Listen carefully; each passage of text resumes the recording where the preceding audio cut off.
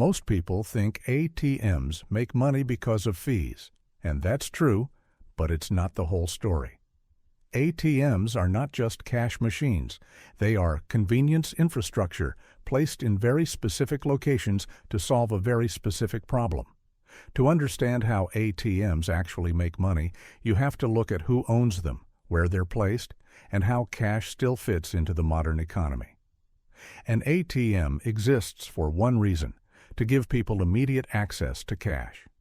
That need usually shows up when banks are closed, far away, or simply inconvenient, or when cash is easier than cards. ATMs don't compete with banks. They compete with inconvenience. If getting cash requires effort, time, or planning, the ATM wins. Most people assume banks own most ATMs. In reality, a large percentage are owned by independent operators. Banks install ATMs mainly to serve customers. Independent operators install ATMs to generate profit. That difference shapes how the machines are priced, placed, and managed. The most obvious way ATMs make money is through surcharge fees. This is the fee you see on the screen before you complete a withdrawal. Typical surcharges range from $2 to $4 per transaction. In high-traffic or tourist areas, fees can be even higher. Every time someone accepts that fee, the ATM owner earns it. If an ATM processes 50 withdrawals per day at a $3 fee, that's about $150 per day in gross revenue. But that number alone doesn't tell the full story. In addition to surcharges, ATM owners often earn interchange fees. This is a small fee paid by the customer's bank to the ATM owner for handling the transaction. It's usually under $1 per withdrawal, but it adds up over time. Banks pay this fee because the ATM is doing work the bank would otherwise have to do. In effect, ATMs become outsourced infrastructure for the banking system. Not all ATMs are profitable. Location matters more than the machine itself. An ATM in a quiet office building may see very little use. An ATM in a busy convenience store, bar, casino, or tourist area may process hundreds of withdrawals per week. The best ATM locations usually share three traits: high foot traffic, limited nearby bank branches, and frequent cash-based spending.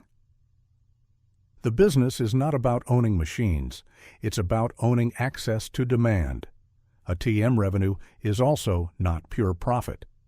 First, there's the cash inside the machine.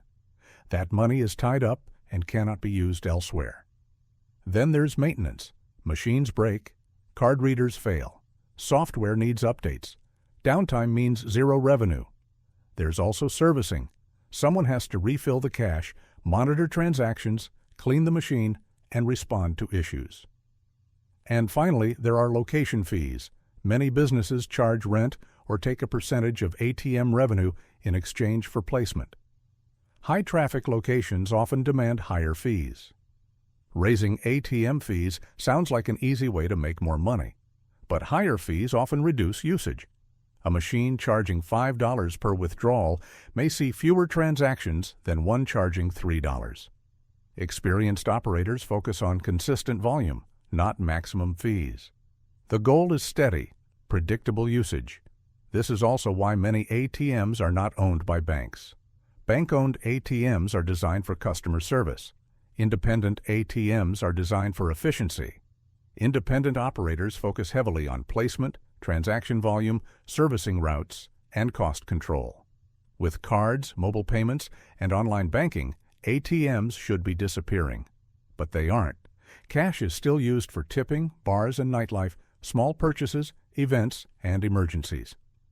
ATMs survive because they operate where digital payments are inconvenient, unreliable, or unavailable. They provide backup liquidity in the financial system. The real ATM business is not about individual machines. It's about networks and routes. Operators manage multiple machines across multiple locations.